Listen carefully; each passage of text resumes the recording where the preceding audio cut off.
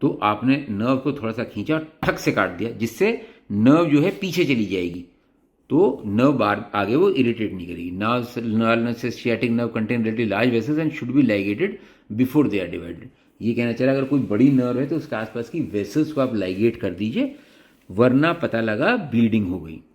Major blood vessels should be isolated and doubly ligated using non absorbable suture. जैसे suppose आपने below knee amputation करा है, तो भैया एंटीयर पॉप्लिटियल, पोस्टीरियर पॉप्लिटियल, जितनी भी मेजर पेरोनियल आर्टरी, इन सबको आपको लाइगेट करना है। जो मेजर ब्लड वेसल्स होती हैं उनका डबल लाइगेशन करना चाहिए। Bony level is decided as discussed पहले। excessive periosteal stripping proximally may lead to the formation of ring system from the end of the bone. Bony prominences which are not well padded by soft tissue should be resected. Sharp edges of the cut bone should be made smooth. भाई sharp उसको काटो वरना बाद में prosthesis में दिक्कत करेगी।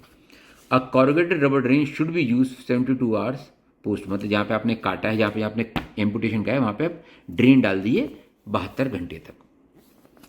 After treatment from the time of amputation is completed till the definitely prosthesis fitness is important if a strong and maximally functioning stump is desired. Following care is needed. Dressing. There are two types of dressing used after amputation surgery. पहली conventional और soft dressing और दूसरी होती है rigid dressing. The latter has been found to be advantageous for wound healing and early prosthesis fitting. तो इसलिए usually हम rigid dressing कर रहे हैं।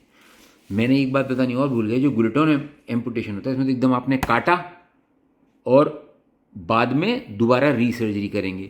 जो क्लोज एम्पुटेशन होते हैं उसमें आपने स्किन फ्लैप बना के उसको हम साथ में ही क्लोज कर देते हैं और ड्रेसिंग शुरू कर देते हैं।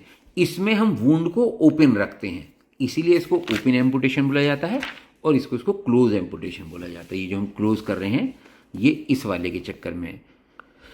ड्रेसिंग तो खैर उसमें भी करेंगे, लेकिन उसको सूचर स्किन फ्लैप बना के उसको क्लोज नहीं करेंगे, वो ओपन ही रहेगा। ड्रेसिंग तो करनी पड़ेगी दोनों में।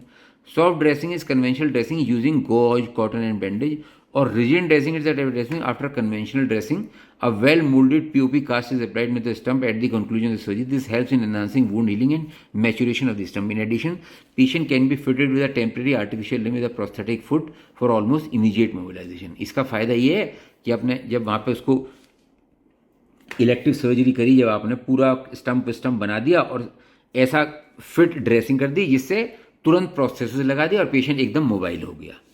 Positioning and elevation of the limb, this is required to prevent contraction and promote healing.